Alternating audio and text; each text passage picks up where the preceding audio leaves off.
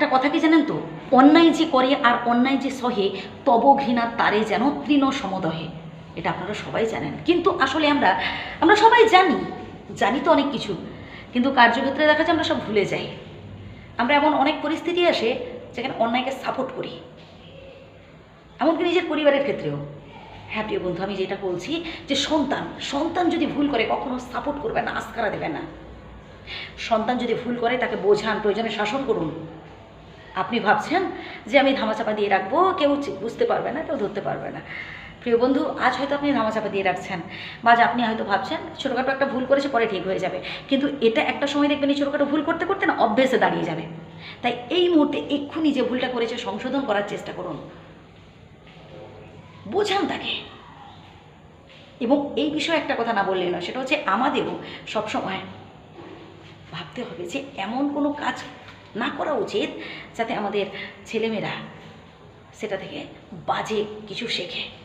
এমন কোনো কাজ আমরা, যেমন ধরুন গুরুজনদের প্রতি যদি আমরা শ্রদ্ধা জ্ঞাপন না করি, আমরা যদি গুরুজনদের সাথে সম্মান দিয়ে কথা না বলি, তাই আমাদের সন্তান সন্ততিও তো শিখবে, তারাও তো পরবর্তীকালে আমাদের সাথে তেমন আচরণ করবে, তাই না? তাই সর্বপ্রথম আমাদেরই এই শিক্ষাটা নেওয়া উচিত। তবেই দেখবেন আমাদের যে পরবর্তী জেনারেশন আমাদের দেখে শিখবে, তারা ভালো কিছু শিখবে।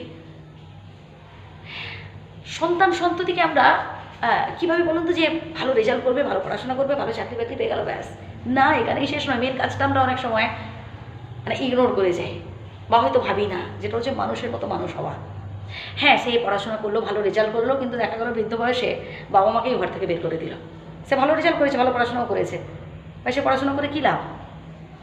আমি ভুল বলছি প্রিয় বন্ধু, এমন অনেক ভুরি উদাহরণ রয়েছে।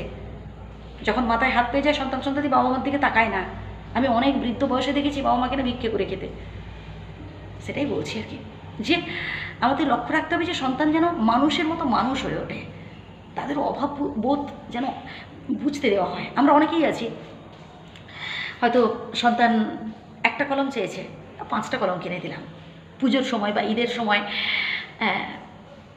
8টা 10টা করে পোশাক আমি অনেক সন্তান সন্ততিদের দেখেছি পেতে, মানে তার বাবা মায়ের থেকে। তো আমি একটাই রিকোয়েস্ট করবো, কিনে দিন, ঠিক আছে, সামর্থ্য আছে কিনে দিন, কিন্তু তার সাথে সাথে গরিব দুস্থদের কথাও তার কাছে বলুন যে বাবা তুমি তোমার জন্য 2-1টা রাখো, বাকিটা গরিব দুস্থদের মধ্যে বিলিয়ে দিও। তাহলে দেখবেন এখান থেকেই সূচনা হবে যে না, সহানুভূতি জিনিসটা কি, মানুষের প্রতি যে দায়িত্ব, কর্তব্যবোধ, যে আমি শুধু ভোগ করব, আমি শুধু নেব এমনটা নয়, সবার সাথে মিলেমিশে থাকা, আমার যতটুকুন আছে সেটা সবার সাথে মিলেমিশে নেওয়া। তবেই তো সন্তান মানুষের মতো মানুষ হয়ে উঠবে। কী প্রিয় বন্ধু, ভুল বললাম? যদি ভুল বলে তাকে ক্ষমা করবেন, কিন্তু একটু ভাববেন। আমি এটুকুই রিকোয়েস্ট করলাম। ভালো থাকবেন।